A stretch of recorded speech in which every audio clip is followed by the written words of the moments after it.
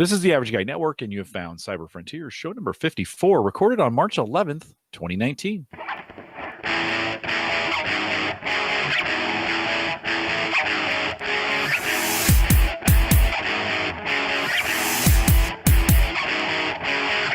Here on Cyber Frontiers, we explore cybersecurity, big data, and the technologies that are shaping the future. If you have questions, comments, or contributions, we'd love to hear from you. You can send me an email, jim@theaverageguy.tv. Actually, just better to email that guy over there, Christian at The Average Guy.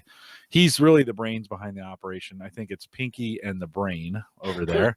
You can send him an email, christian@theaverageguy.tv. You can find me on Twitter @jcarlson, or follow Christian out there @Board Whisperer. TheAverageGuy.tv, of course, powered by Maple Grove Partners. Get secure, reliable, high-speed hosting from people that you know and you trust. For more information and some great web hosting, as little as $10 a site, maplegrovepartners.com. And if you haven't checked out the new theme we got going on at TheAverageGuy.tv, super fast, by the way. Just super clean. Yeah. Keep it simple, keep it clean, keep it crisp, kind of like 7-Up. Oh, I wonder if I could say that again.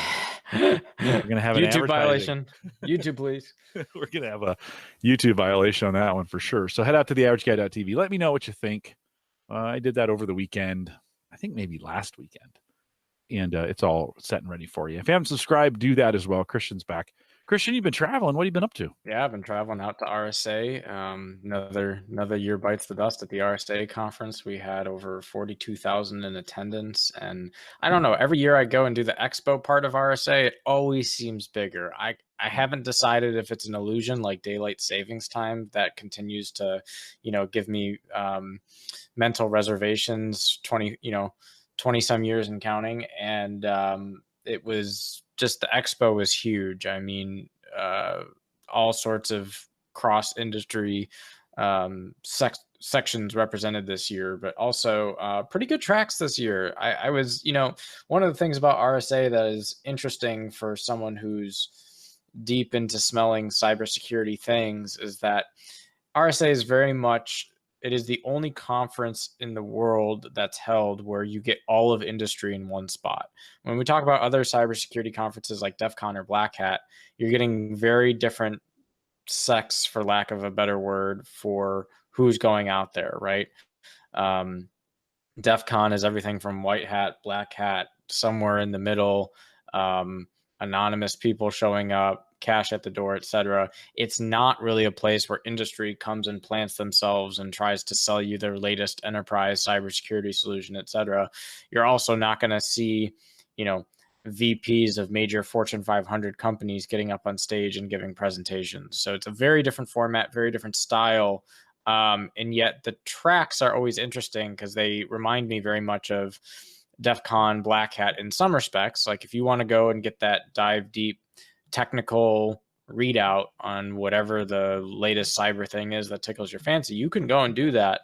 But they also have a lot more diverse selection to choose from in terms of other tracks. So for example, one of the talks that I absolutely loved this year was on quantum computing and demystifying some of the common misconceptions on what quantum computing does and doesn't promise for us.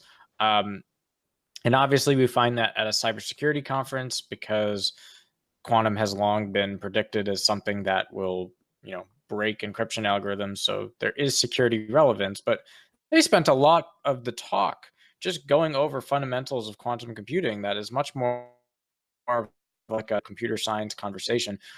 Shouldn't probably use the word straightforward in the sense that the material was dense, but they really brought it to a high level so that you walked away with something, no matter what your experience level was, with the ability to interpret the talk. So I thought that was pretty interesting. But always kind of the RSA executive highlight feel and the keynote sessions, right, where you're getting CEOs and VPs and senior industry representation. I think that's something that's very unique about the RSA conference every year, and we get a lot of diversity of thought in how people are approaching problems.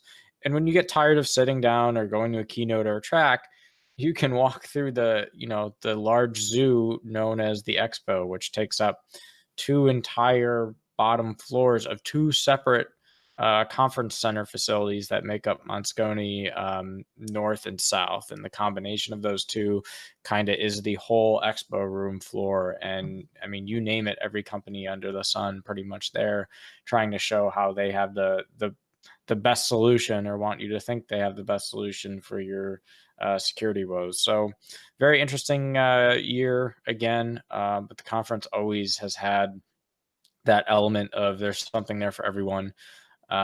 We also obviously have the RSA College Day experience, and we have security scholars. So they do a lot to engage academia as much as they do industry at this conference. So a lot of voices at the conference for sure. Did you see anybody we know? I know there's maybe some Yeah. past guests Oh yeah. from Cyber Frontiers on there. Yeah. We had some University of Maryland mini class reunions there with some of the ACES guys out there as heavy hitters. Continue to get representation from former guests, back to show number 5, I want to say, if I'm going off memory, when we had Franz Payer come on and give a overview, which was the company they co-founded out of their dorm in college, and they're still running with that company. It's still getting bigger, cyberskyline.com, and they were out there at RSA engaging with industry representatives and leaders, just like everyone else in the game. So very cool to see. You don't have anything uploading or downloading, do you? I'm getting a little jittery from you. I hope not. No. Okay. All right. Well, maybe somebody's hacked you. I should be the only thing streaming. You've been hacked. Yes. Christian, let's talk. You want to start off here? 5 most dangerous new attack techniques when we think about them. I was watching a YouTube video last night of a kind of a cyber expert going through all the way movies and TVs depict cyber events, right? And the guy is just ripping it to shreds, right? All these pop-ups and people typing fast and some of those kinds of things. So let's talk about reality as we think about how folks are going about this right now. What are kind of the 5 most popular or dangerous ways, and how are we countering them? Yeah, so part of my intent for tonight too is just to kind of give you a broad spectrum of some of the highlights that I enjoyed from the conference, and hopefully give you a taste of what some of the focal content was. One of them for sure was, what are the 5 most dangerous attack techniques that we're seeing and how to counter them. And this was a panel run by folks at the SANS Institute, had cross affiliations with different companies, of course. That's part of the SANS kind of course model, but really a nice 1-hour synopsis. I highly recommend going and watching the YouTube video. I won't do it full justice, but I think I'll be able to provide you a kind of high level synthesis of what that panel was about. But if you go out to that link, it'll be in the show notes. This is a keynote session, so it's publicly available on YouTube. No problem getting to it without any prior attendance to the conference. But yeah, top 5 most dangerous attack techniques. I would say of the 5 on here, 2 I've really kind of increased in my forefront, where I haven't talked about them as much on the show and hadn't become as familiar with them. I think I had probably heard or seen cases in passing, but really had not studied it to the level that the panel goes into detail. So I definitely wanted to bring it up here tonight.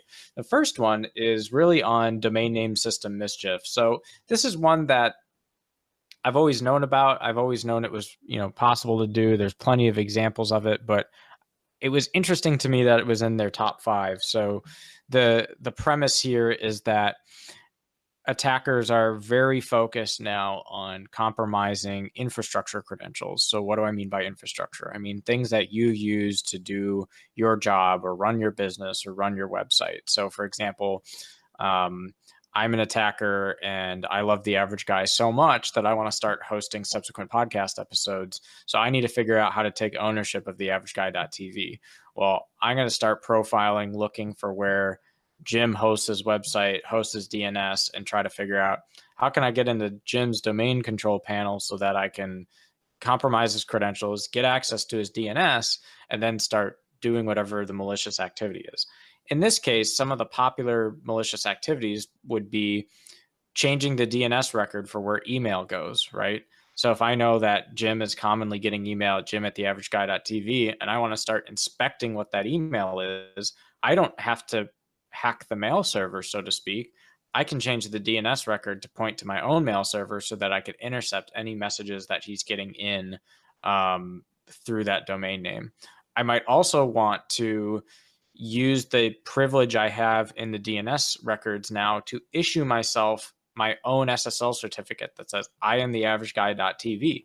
And when I go to some place like a Komodo where it's a simple email verification for them to believe that I am the authoritative user of the average guy.tv, I can now create myself my own new green shiny SSL certificate that all the browsers will trust in saying I am in fact the average guy.tv. And then there's very little left to do in terms of I've completely recreated and stood myself up as the average guy.tv entity. I've done some data exfiltration, and I've had to do zero things to actually attack the infrastructure that the DNS points to. I'm really just attacking the DNS itself and using the trust model that's inherent in the way we've done internet architecture in order to get about what I want. So, I mean, I think these things are obvious to many cybersecurity practitioners. I think this particular scenario is maybe also average to a lot of the average guy listeners, but the fact that it was brought up there so much in the forefront to me says that folks at the SANS Institute are seeing specific data points that make them think that this is an increased attack trend or problem that we're seeing in industry. Apparently, this has also been extensively covered in different shapes or forms with Brian Krebs's website, Krebs on Security. So a lot of data points kind of running the gamut for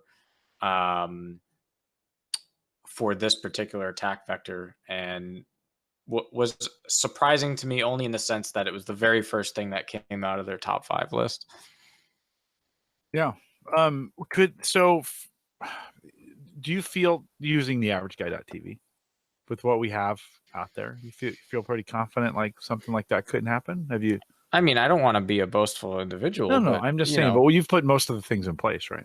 Yeah, right. But it's the same concept, right? Like if I'm your infrastructure provider, right, and there's no guarantees on if the infrastructure provider is the same as the DNS provider, right? It's really like it's in many scenarios equally up to the customer to ensure that they are properly securing accounts that relate in any way to their infrastructure. So not necessarily securing accounts on the infrastructure itself, but I'm using the word like a DNS registration system or like where I'd go to buy a domain name.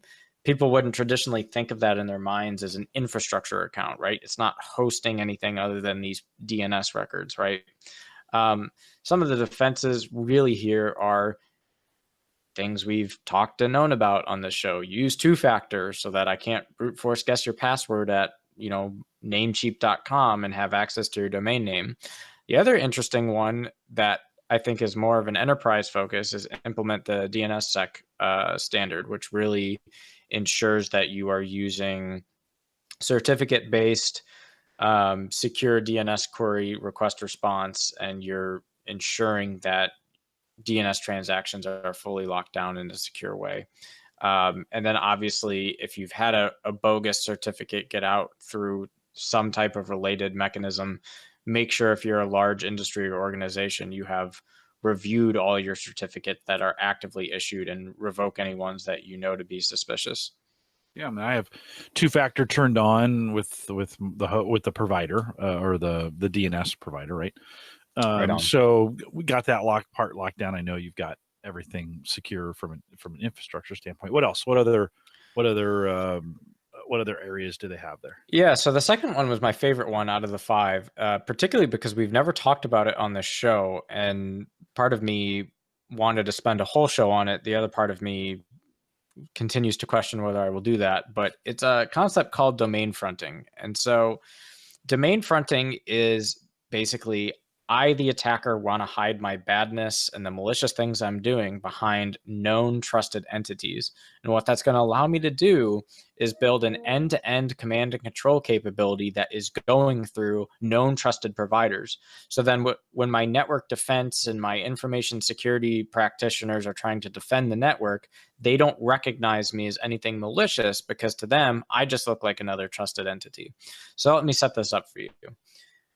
Today, in most of Web 3.0, as I'm calling it, we rely heavily on the usage of content delivery networks. This essentially means that I might have a website or a fleet of web servers that are using common infrastructure to load my main site, my main interactions, etc.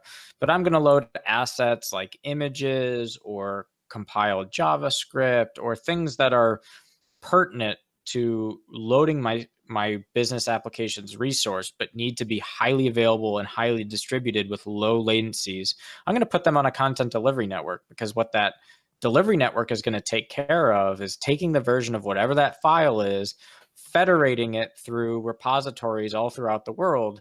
So when that I, Joe Schmo, go to myapplication.com, I'm getting that content served, quote unquote, locally from the nearest point on the internet where I can fetch it from, right? Rather than traveling all the way to whatever the server is that is the origin point, and putting that origin server under load because it has to deal with all connections, as opposed to dealing with the connections that initiate business transactions and then opening up parallel but separate connections for your browser that retrieve content that actually builds the web page. So TLDR there, if you didn't fully follow it, is that we need CDN services in the modern era. Without them, makes it very hard to run enterprise applications at scale. We see CDN services being run in large scale cloud environments where enterprise put a lot of trust in cloud environments, right?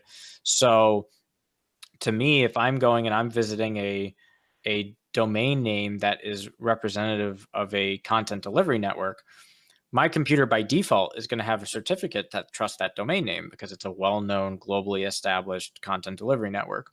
Well, all these CDNs support TLS, and that provides us our SSL certificate, our secure session, etc. As a result, when my secure trusted application is making requests to fetch assets from the CDN service, I, the person inspecting my privileged network behind the perimeter, I don't know what specific place the inner TLS packet may be trying to get me to go to, right? I can see a host name where the TLS packet is going out to, right? I can see a source and a destination when I inspect TLS traffic, but I can't actually see the contents itself. Remember that those contents are encrypted. Well, in the HTTP 1.1 specification, there's this concept of a host header. And a host header is something that your browser interprets when it receives the packet that says, hey, go to this host. If that host doesn't match the actual host that I'm transiting to, my browser is going to redirect to that content automatically by using that HTTP 1.1 host header. So as a result, I, the malicious attacker, if I've compromised a known system in your network that you trust, that known system that you trust in your network uses a CDN.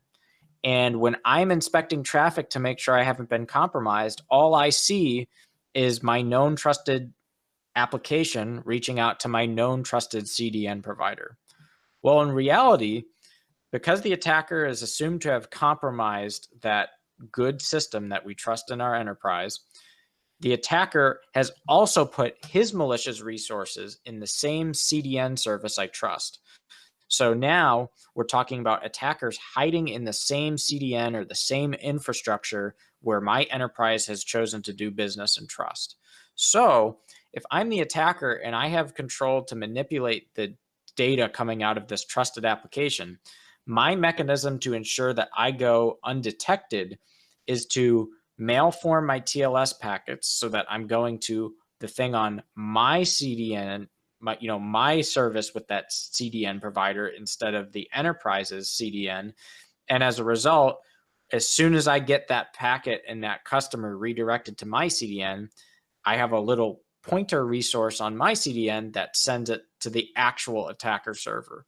And so what I've ended up doing is building this 4-step chain from trusted web application behind the firewall, trusted in the enterprise, to the trusted CDN provider that my web application normally uses, to the attacker's resources on the same CDN company that I'm trusting as an enterprise, to the final destination of the attacker's origin server where they can do data exfiltration and command and control. So what I've done at the end of this is create a end-to-end link where I can do the command and control and the data exfiltration.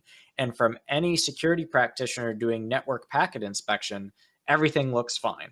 It doesn't look like the box has been compromised. I don't see any unusual connections because the only connection I see is to my known trusted CDN provider. And, we pay them lots of money to do CDN, so everything must be fine there. In order to actually uproot and find a vulnerability, I would need to have another mechanism that alerts me to either an anomalous traffic pattern, or I've inspected some running process on the host and it's clear from a deeper level analysis of that host has been compromised in some way. But oftentimes when you're in this large enterprise environment, your method of looking at your attack surface and ensuring that you're secure when you're dealing with tens of thousands, hundreds of thousands, millions of hosts and infrastructure, you're gonna watch network. That's the laziest thing you can do, is watch the packets flying across the wire. It's a lot cheaper than sitting there and doing analysis on a host by host case.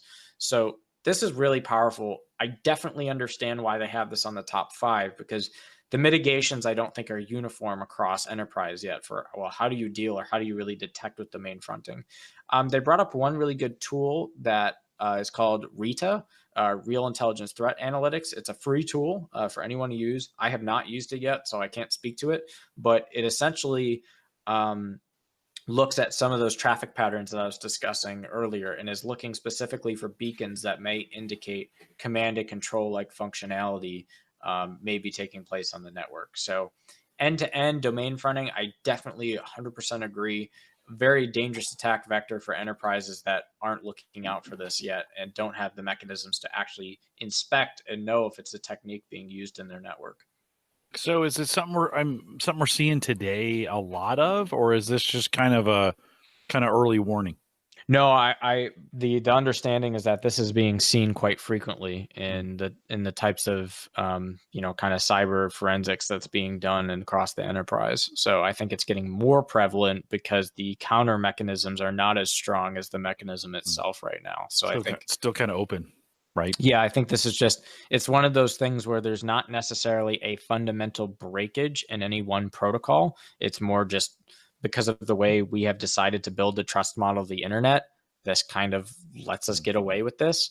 And this speaks to one of the larger themes in all 5 of the most dangerous attack techniques. And it's a theme that's become very prevalent in the security industry, is that we've spent so much time driving people towards SSL, encrypt everything, end-to-end, encrypt everything, secure transactions, trust the certificate. Well, the flip side of that is that it's now made it very much so more difficult for enterprises to properly do the level of network inspection that they ordinarily would do, right? So things we used to take for granted, like, oh, DNS is up in the clear. Well, no, now if you're encrypting your DNS, we're going to encrypt there, we're going to encrypt your web traffic.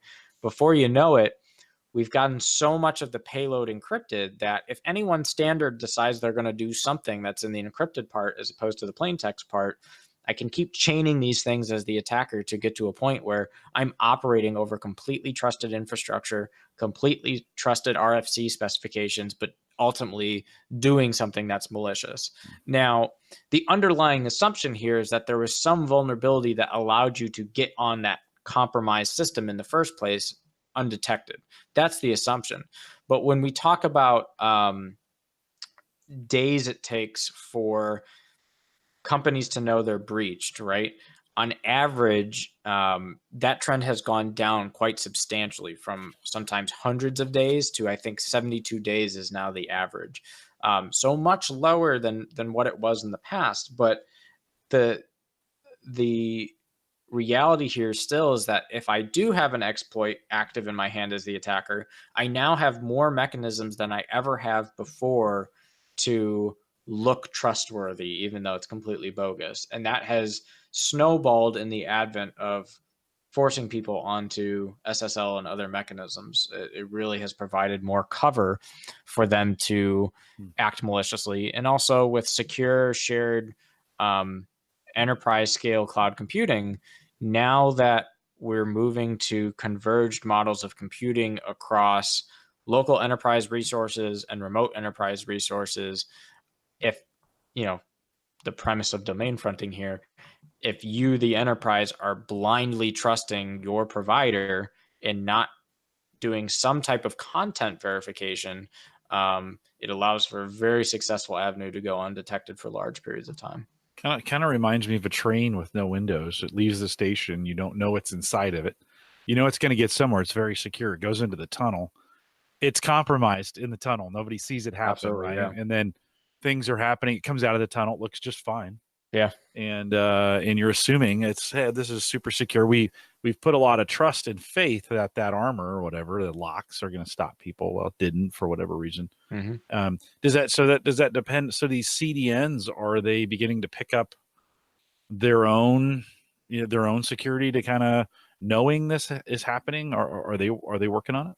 I mean, CDNs can be responsible by ensuring that they're not hosting malicious content, right? Mm-hmm. The trick with that is, well, what do you define as malicious? Right. If the CDN itself isn't actually hosting the attacker's malicious resource, it's just acting as a forward proxy to wherever the attacker is ultimately trying to get you to go to, then it can be very hard for a large enterprise provider to strike down that customer's use, right? Forensically, let's say someone finds out in the enterprise this was the bad resource. Sure, you can file an abuse report, and I'm sure the CDN will take it down. But in terms of proactively discovering it before the resource is able to be deployed, that's a very hard challenge, especially when, part of why we trust these providers is that they are being respectful of the customer data. They're not, blindly inspecting. So it's a very fine line to walk. And I think in terms of the mechanism, I think the beaconing approach is kind of the very right approach, right? Look for the traffic pattern, not necessarily the content hosted itself, because the way the attackers are using the CDN, the actual content on the CDN is somewhat meaningless or hard to unpackage. It is much more the patterns of how the CDN is visited that might give you better statistical forensic inference on what's going on. So in my example, we've gotten lazy because we were looking at the outside of the train. That looks the same, right? Looks same. We're going to probably have to do a better job of inspecting what's actually happening inside the train. Is that right? Yeah. The other case, though, is maybe that train only is supposed to leave at 6 a.m. and 5 p.m. every day, but sometimes, once a month you see it leaving at 4 a.m. on a Sunday, right? That should, one time, okay, maybe it's a maintenance run. 2 times, that's kind of odd. 3 times, okay, there's definitely an anomaly in this train schedule. I need to take a look. Yeah, that's a good way of saying it. Hey, are we still, are one of these surface areas, is it still the individual? I mean, yeah, right on. Yeah. So, and they spent so that was like topic 3 is like humans, we still suck. What a surprise. And it was really talking about weak access controls, weak ability to recover and get back into your accounts. Things we've talked about on the show before, really broad dissemination of your personal information, such that when I want to reset your bank's password and I know that your first dog was Freddie because you told me that on Facebook and posted a picture of Freddie, and your high school alma mater was the big green doors because that's what you wrote in your bio, and those types of things where it's the weak access, it's the lack of review and locking things down. And so it was a very nice summary, though. And I think one of the things that I've talked about in this show a couple times, it continues to serve as a strong reminder.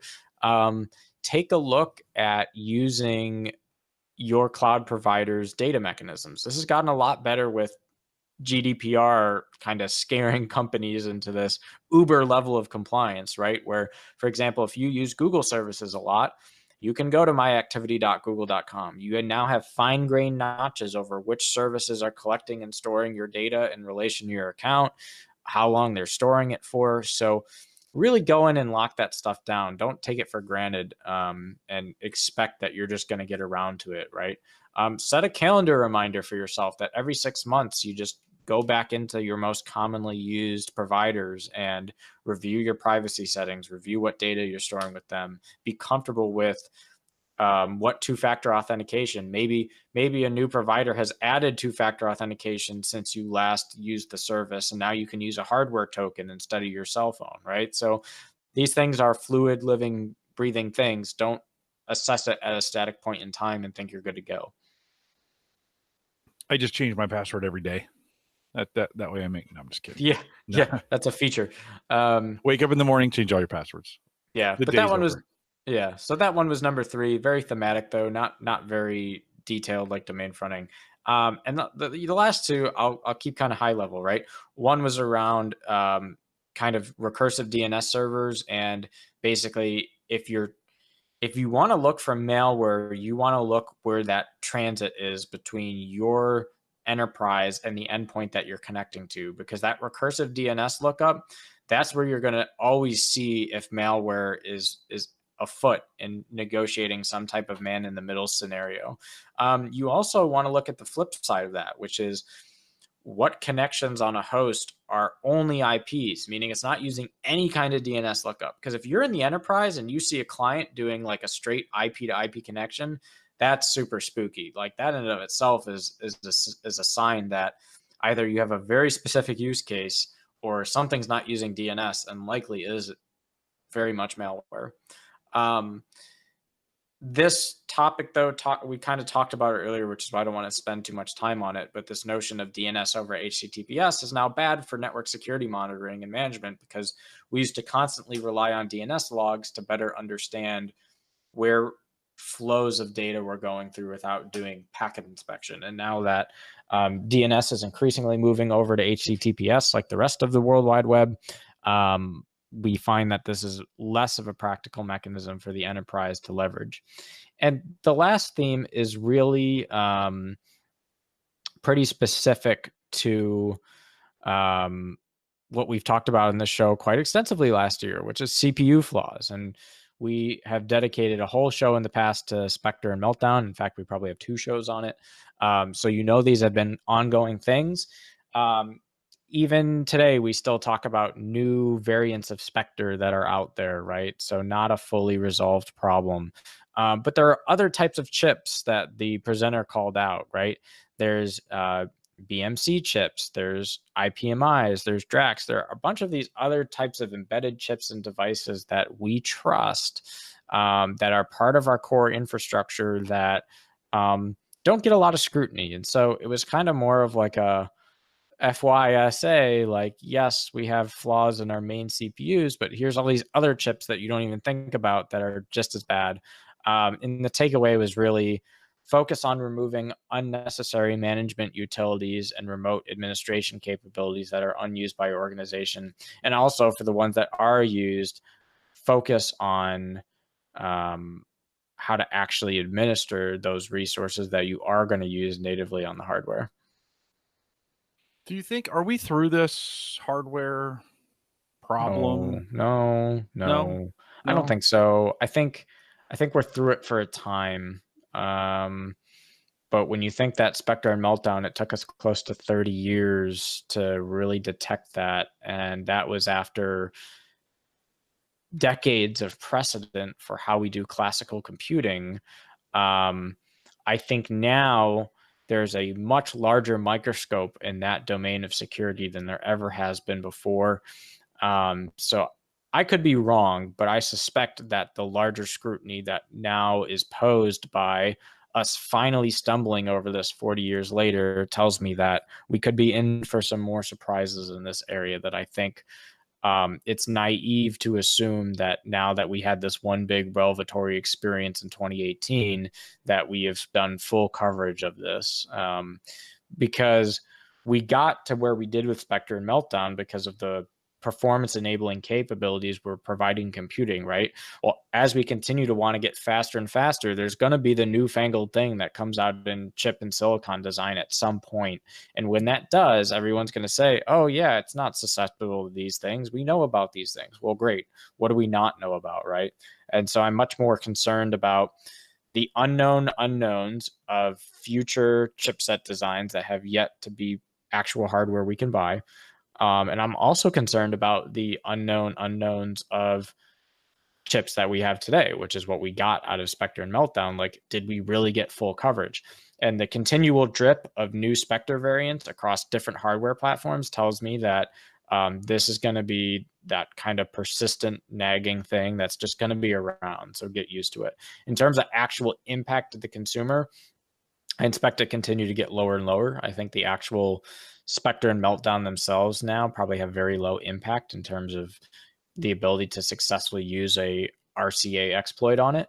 But I don't think this is going away. I think this will be in the shadows for quite some time. Yeah. Anything else you'd add on that subject? No, like I said, it was one of my favorite panels, just in the sense that it was a very nice kind of comprehensive wrap up in under an hour that got to these core issues. And I thought it was a very astute industry observation of some of the techniques that are going to be around for a while. Does it change any advice you give to people, the average consumer, the listeners of this show, so to speak? Did it change anything for you? No, in fact, it makes me feel pretty good about the advice I have given over the years. I think some of the advice is spot on to at least 3 of the 5 things mentioned here. I think with respect to domain fronting, the advice that we have never discussed on the show is, how do you identify and establish trust with your infrastructure providers? And I think that is a ongoing conversation we should have on this show, because I think it speaks to an enterprise audience that we may have not focused on in previous conversations. I also think with respect to hardware, the guidance there is still somewhat nebulous, right? There are things we can mitigate with, and we've talked about those mitigations extensively on the show, but I can't promise you that there is the one chip you can go and buy where you're never going to have to worry about these variants of attack vectors. So we got out of box coverage on prior Cyber Frontier advice on 3 of the 5. And I think I would give us a B+ rating on. We've had pretty good coverage on 4 of the 5 issues on this panel. I think domain fronting was probably the biggest miss in terms of the Cyber Frontiers community not having an active discussion about it before today. So this is my own vulnerability patch to the show notes to get our listeners up to date. You have effectively patched the show. That's pretty Correct. great. That's yeah, that's pretty great. If you've ever thought about your latest software patches coming in the form of podcasts on your way to work or show note documents, super great. Yes. Yeah. You now have it. Super great. You had led the show off with quantum computing, with the idea of quantum computing. 1, is it ever really going to happen? I mean, we keep talking about it, right? Is it really going to happen? And then 2, what kind of, like, what if this actually does happen? And it probably will. But if it actually does happen, it's got to have some ramifications on the way we do computing, right? So talk a little bit about that. Yeah, absolutely. So first, I just want to start off by, this is one of the few tracks that both of the presenters were Dell EMC. One was a fellowist. One was a fellow, and one was a security architect researcher, I think. But anyway, both Dell EMC, both very astute. It was one of the highest remarked presentations in my estimation, because it was this really strange blend between, I'm listening to people from industry, aka Dell, but they sounded like university professors in the way they presented their arguments, but there was still something there for the average guy, regardless of what your prior experience was. And that was like the holy grail of, like, if I could get these 2 folks on a podcast and call it Cyber Frontiers episode 55, the Dell EMC show, like, they were spot on to this model of hybrid learnings and experience between academia and industry being very informative for general use case. So total kudos to the presentation. I think I get a lot of questions just outside of the show and in general of, well, what do you think about quantum? Where are we going with quantum? It's a very Gartner buzzwordy kind of thing to be able to talk sexy about the qubits.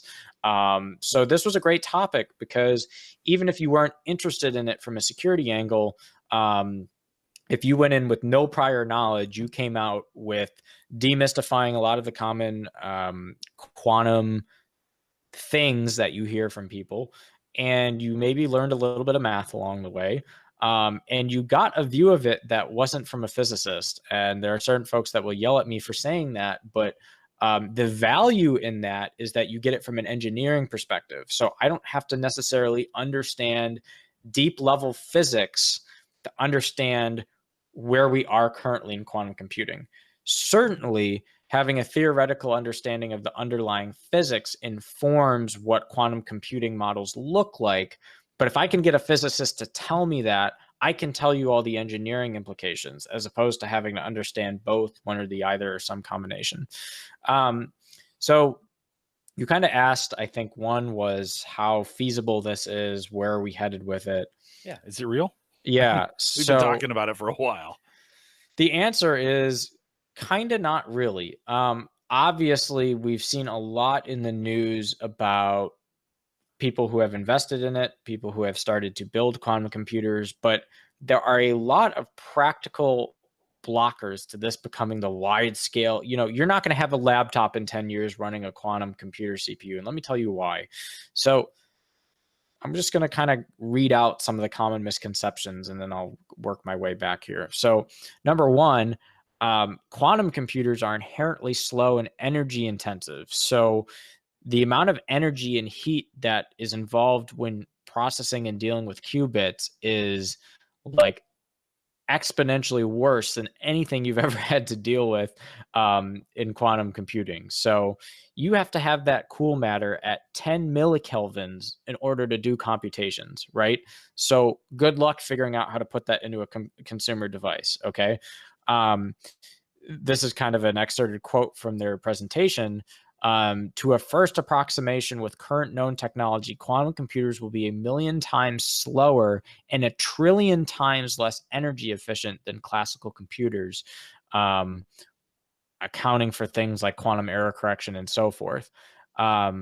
So predictions on the spectrum of when a quantum computer would be able to break RSA as the holy grail encryption algorithm range from absolutely never to the year 2030. So again, energy levels that we're talking about to pull this off, a nuclear power plant to run a quantum computer that could actually start to attack that problem. So in terms of feasibility of people who are getting all hot and bubbly about their classical 0 and 1 CPU is somehow going to be replaced by qubits in 20 years, I think it's totally nonsensical unless there's either a fundamental changing in the understanding of the physics as we know it today, or a fundamental change in how we do manufacturing today. And in the absence of seeing no data that suggests we're close to either of those realities, I would be much more on the side of never at this point than on the side of the year 2030, with the somewhere in the middle as being looking for a centrist opinion, probably at least 200 years out in terms of some type of mainstream computing, right? But I want to kind of strike at the heart of what the misconception here is about quantum, right? Because I've told you about they're inherently slower and they're pigs when it comes to energy, but that's not what you hear in the media. You hear the exact opposite. You hear, oh, well, with classical computers, I can store a 0 or a 1. So it's a binary operation. It's either on or it's off. And so my computational complexity is always 2 to the n. And in quantum, I can do exponentially more infinite computations because it's not a 0 or 1. It's a 0 or a 0.43 or a 0.76. And what is the probability that I'm a 0 or 1 now opens up these exponential states of computation on a per bit level. So that changes the operational complexity of this theoretical computer we're talking about to suddenly sound like we have a circuit that can operate on n qubits, where there is up to 2 to the n superposed values that occur simultaneously. And it sounds like that. And it sounds like quantum computing is going to be some panacea extension to Moore's law. But in reality, there are a couple problems going on here. One, quantum computers are not always faster than classical computers. In fact, to date, we've found one use case that seems like maybe with the proper enhancements to the technology would become faster than classical models. The other thing is that by definition, this is super important. By definition, quantum computers are non-deterministic Turing machines. Well, what's a non-deterministic Turing machine? As the presenters annotate here, it's only a concept, right? So the concept of a non-deterministic Turing machine is that I can simultaneously or an exponential time compute something on a regular computer as if the regular computer could compute all branches at once, right? So in a classical computer model, think of like an if-else statement where I evaluate the if statement. If the if statement's true or it's false, then I go to another branch. We've done some level of parallelization in computing today by having multiple cores, multiple processing. So if I want to evaluate further down my program from where I'm currently executing at, I can start evaluating further parts of the program in another thread so that when I have figured out whether my if statement is true or false, I've already computed the values for both cases, whether it be true or false. This should sound familiar to you because we talked about it as the fundamental flaw behind Spectre and Meltdown. What we're positioning here in a non-deterministic Turing machine is that we can magically compute all branches in parallel because we have an infinite number of states to work with as opposed to 0 or 1. Not really practical for several reasons. One of them being around what it takes to actually build a circuit that operates on a logical gate would have to be built out of a lot of 1Z, 2Z qubit gates. So the actual running time of a circuit that is an n qubit gate has to be adjusted and taken into account. So just the circuit design and architecture of what a qubit circuit looks like versus a traditional classical computer circuit looks like, super unclear to me. You probably heard a lot of words in there that didn't make sense. I get about half of them every time I reread the same argument, so don't feel bad. But here are things that the average guy definitely can smell much more readily, and so I'll talk about them. Next, you can't measure the qubits without losing the superposition of them. Well, what did I mean by that?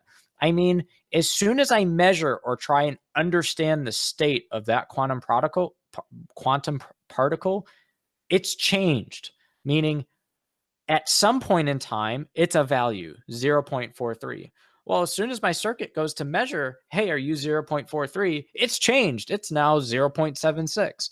And so there's this notion in quantum physics of basically superpositioning, where you have a likelihood that one particle is going to have a relationship to another particle.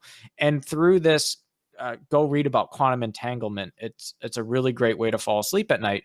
But one of the core concepts of quantum entanglement is that as the particles relate to each other, they polarize. So they start to take a position, which we can measure very high level if you ever remember the unit circle in mathematics, right? Where loosely there's some real component and some non-real component that determines where something exists in a two-dimensional space. Multiply that by the 4 dimensions that represents this qubit particle, and it has some state that we can represent very well in mathematics.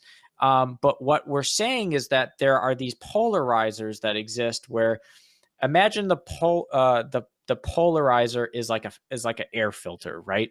Particles come through the air filter, the dirty stuff stays in the filter, and the good particles go out on the other end. Well, with a polarizer, I have these unpolarized photons that haven't been altered in any way in their environment, and they are angled and superpositioned in whatever degree and direction and magnitude that they want to be in. And as I get closer to the polarizer, based on the probability that I look to be in a similar measurement and angle to my polarizer, there is a probability assigned that I will become the polarizer itself, meaning I'm at a 23-degree angle before I get to the polarizer. And then when I get to the polarizer, because I'm a 23-degree angle, there's a pretty good chance that I'm going to become 0 degrees and look just like that polarizer. Whereas another photon may come along and it may be at like 87 degrees. So it has a much less likelihood of reverting to this 0-degree polarizer that I'm talking about, right? So we say that in the traditional mathematical notation, if the photon is at a 45-degree angle, then the probability of it being polarized would be 50%, because I have 45 degrees on either side of that 90-degree angle. So keeping this in mind, if we want to know at any given time what the probability of a photon coming out a certain way is, and we try and measure it, we reset the problem immediately. So immediately we're going to polarize to something different. The photon itself is going to look different. And likewise, this gets us to a deeper understanding in engineering that you wouldn't be able to copy a qubit, right? Imagine how computers work today. We copy bits left and right like you wouldn't believe, right? Modern day computing relies on copying the copies of my bits over and over and over again. Imagine working in a computational model where you can't copy what you're storing. I mean, that's insane based on the way we think about classical computer models today, right? So we might be able to take advantage of other classical computer science notions like XORing bits or doing things that indirectly manipulate the environment without us directly observing a measurement.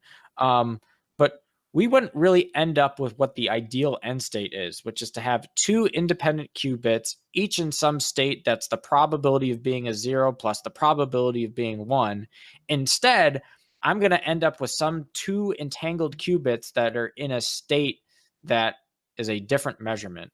So lots of classical problems where when we talk about just fundamental classical computing, the bits don't behave the way they do today. The math doesn't behave the way it does today. And so, we can describe today a lot of the physics with math notation that has existed since the early 20th century. But the engineering concepts for how to leverage that math into a sane computing model is not really all there. So just on a fundamental mathematical level, we're still struggling with what does the operating system look like that's going to allow us to leverage quantum computing, not counting that these small things that we do know today require an order of energy inefficiency and a order of computational efficiency that is just not practical. So the worst case scenario that they postulate in this argument is that, quote, some level funded evil entity is going to throw $1 trillion at the problem in secret and create a quantum computer that can break 2048-bit RSA and surprise the world. Suddenly, everything on the internet can be impersonated. And so all cryptocurrency can be spent by the bad guys. So the good guys must have to try at least as hard as the bad guys to build them. And there can be valuable spin-off technologies here that allow us to solve advanced problems without solving quantum computing, right? So quantum computing isn't itself the thing we have to solve, but it's the threat that makes us encouraged to solve problems that we previously weren't interested in solving. It's very much like NASA, right? We've gotten some estimate on the order of magnitude of between 600 billion and $1 trillion of economic output of spin-off technologies that have resulted in the main goal of we want to go to the moon, right? So the main goal was we wanted to go to the moon. In this case, we actually found a practical way to do it. And as a result, all this spin-off technology and research happened around that problem. In this case, the moon landing we're talking about is quantum computing. It's not nearly as feasible as the moon landing if the moon landing sounded infeasible at the time. And then on top of that, we are incentivizing people to try and solve the problems prior to us having this worst case quantum computing model. Well, it turns out one of the common misconceptions is that with quantum computing, we have to have a realistic quantum computer that stands the chance of attacking this problem before we can solve and secure the doomsday scenario, right? So in the interest of time, I'm not going to talk about all the other use cases people have proposed for quantum computing today that just aren't practical, but people think are, oh, this is what quantum's going to do for me in 50 years. Honestly, one of the takeaways you'll get at the end of this conversation is that the only real thing we're talking about here there are two use cases. One is I want to use a quantum computer to someday break encryption. And two, I want to deal with very specific problems in computer science that have quadratic-like behavior, because quantum has a unique ability to try and solve and optimize problems that are quadratic complexity. And again, assuming we resolve the other problems with quantum computing the way it looks today, we would then be able to apply it to quadratic complexity problems in classical computing that would be much, much more efficient. Okay, all that's out of the way. So what's the takeaway? We should be solving the problem now that quantum computing could pose to us at least 10 years or so before quantum computing may actually exist. So the goal we want to set for ourselves is, rather than the moon landing being we have quantum computing, let's set a spin-off goal of we need to replace public key algorithms at least 10 years prior to when quantum computing may theoretically exist. So if we say at the earliest possible date it's 2030, that means in the now, 2020, next year, we should start evaluating ways that we can redesign and replace public key algorithms to nullify the ability for quantum computing to sit there and guess probabilities of what our private key is. That's the takeaway. In order to do that, we need to get more studied and socialize people more into realizing a simple truth that quantum folks will not want to talk to you about, which is that there are classical approaches to solving public key infrastructure security that have nothing to do with quantum computing that can fix the underpinning mechanism that quantum computing would seek to attack, so that we've solved the problem before the quantum thing shows up.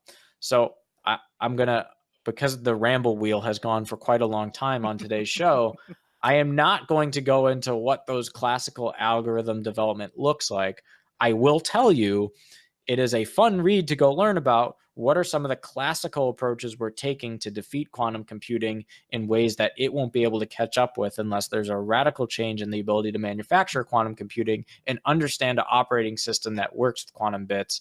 And so over the next 10 years, expect people to be looking very seriously, and not just for quantum computing, but for other reasons, mechanisms to improve on the fundamentals that make up RSA, so that in some hypothetical 10 to 1,000 years from now, we don't have a problem. So what you're saying is prepare for something we're not sure we can actually do yet. Yes. But if it does happen, we got it covered. Yeah, exactly. So super interesting stuff. But like I said, I had never heard so many discrete topics about quantum all wrapped up in a 1-hour session that brought in math, physics, practical computer science, engineering, and real world implications. It was, like I said, one of the best done presentations I've seen in a long time. And the best part is the slides are publicly available, so they're in the show notes. I think you'll enjoy reading them. And if you're an RSA attendee, I don't know if this particular session is publicly uploaded because it wasn't a keynote. But you can, if you're an RSA member, you should have received a code that will allow you to go back and watch the video if you were at the conference but missed the track session. And it's a highly recommended must go and review. This podcast isn't doing justice to what that talk was. Me sitting in the audience, I took away maybe 20% of what was said, and I had to sit back and go and read and review like we're doing right now to get more of that intuition. And I'm still not at 100% of what's available in those slides by itself. If you're a math person, there's something there. Like I said, just really rich content. And so hats off to the folks at Dell EMC, which was Radia Perlman and Charlie Kaufman, who put that presentation together. It gets my A+ rating for the RSA conference. Christian, do you think fixing the algorithm is more possible than quantum? Even absolutely. Yes. Yes, we have realistic mechanisms to go about setting our paths on the next iteration of enterprise encryption that doesn't involve dealing with quantum in any way. Yeah. Also, you think about in the 30s and the 40s when they were thinking about computing the way we do it today, that seemed light years away, incredibly hard and impossible. They were making drawings of things that didn't even exist, and yet we have them today. That's 100. Let's say it's 100 years ago. Do we give it another 100 and think? When you think of computing that way, and you think of in terms of 100 years, you kind of go, well, that wasn't that long. I mean, that went pretty fast when you kind of think about it. 100 years from now, do you think we give? You said 100 or 200. Is it possible that there's just some things we're not thinking about that could pop up and change it for quantum? Oh, make even sure. easier? Sure. Any type of realistic advancement in nuclear energy that we don't understand today could radically shift the timetables that were presented in this conversation. Um, so, if there is a substantial advance in the science, it can radically change the calculus on the engineering. Right? We are making a best case effort of what does quantum engineering look like based on what physicists tell us are the properties of these things. Right? It's very rare you're going to find a physicist who's also trying to write the operating system, right?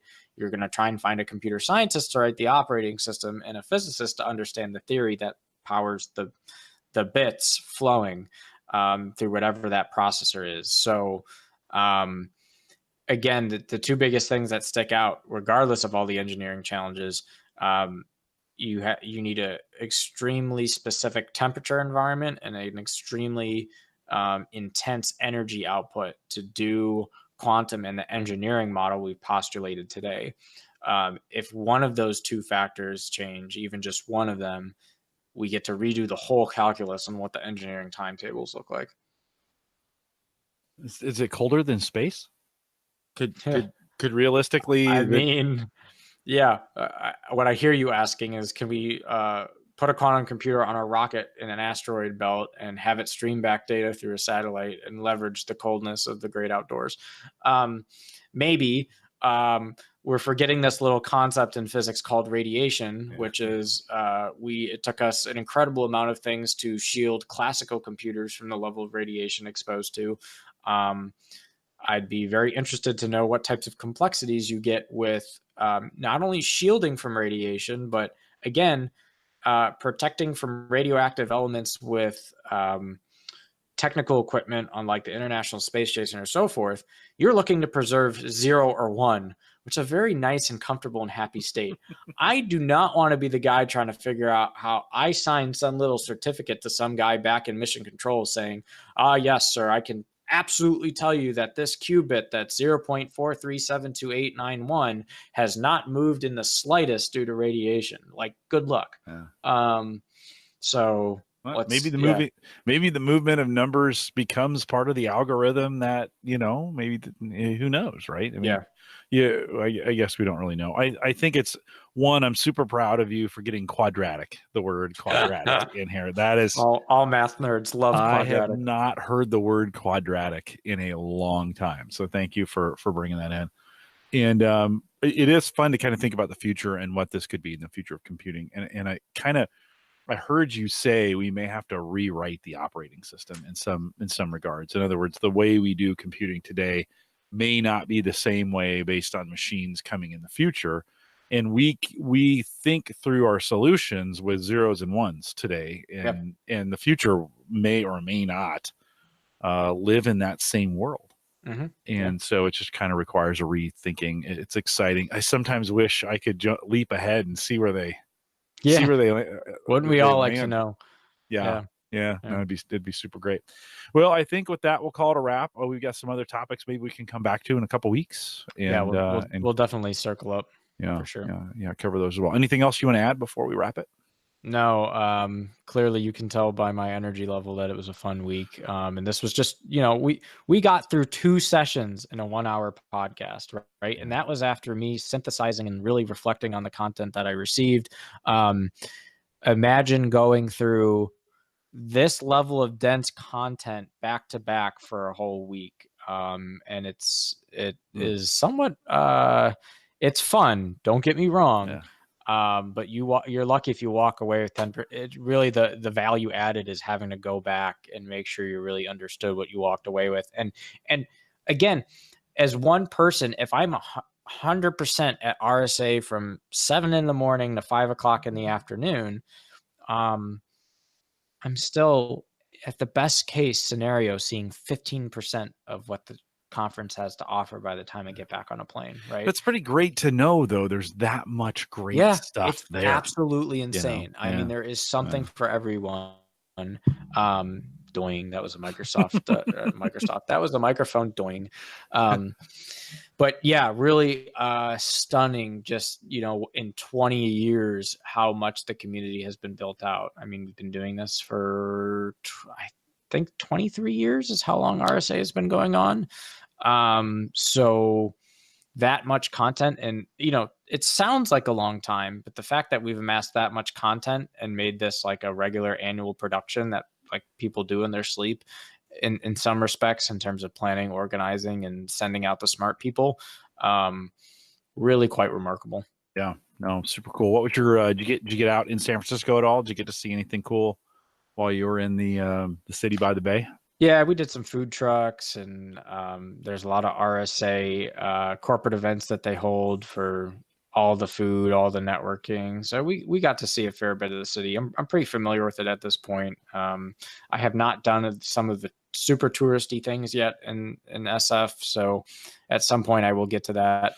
Of course, I learned that if you don't want to be immediately identified as a tourist, you don't say San Fran, you say SF. So I continue to be educated as I go out there.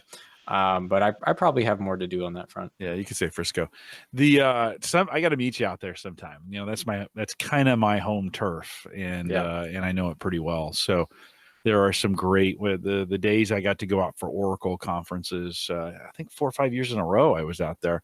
Just magical. Of course, visiting the Bay Area. I grew up in San Jose. Yeah. Pretty great. So there's so much tech there, but super cool. Well, we'll remind Christian, thanks for doing that. We'll remind everyone, if they haven't subscribed yet, get it done. If you're catching this for the very first time, maybe you came in on one of our many places that we post it. We've got a great community going on, including a brand new Discord group. Discord. Boom. Look at that. I'm a super fan of Discord. So if you haven't heard my rant about Discord yet, I really there's this place called Facebook that has like repeatedly died inside myself the more I have to read about just all the terrible nasty. So if you're still on Facebook, I'm sorry for you. At this point, the only way I use Facebook is I must be authenticated with a hardware token every time I use it. We'll only use it in an incognito window. Will not persist any cookies or sessions. Do not post, do not create content. I read very briefly and then I'm gone. So if you're looking for me there, very sorry for you. You should come to a hot platform called Discord, where I'm much more likely to answer you. It's much easier for me to follow the content and the conversation, and I don't have to hear these huge sucking noises of Mark Zuckerberg flying down the chute from his conference room to his garage as he flees the media frenzy over whatever his latest snafu is. Humorously, you've got me on a rant, Jim. I'm so sorry. I do. I keep going. This is great.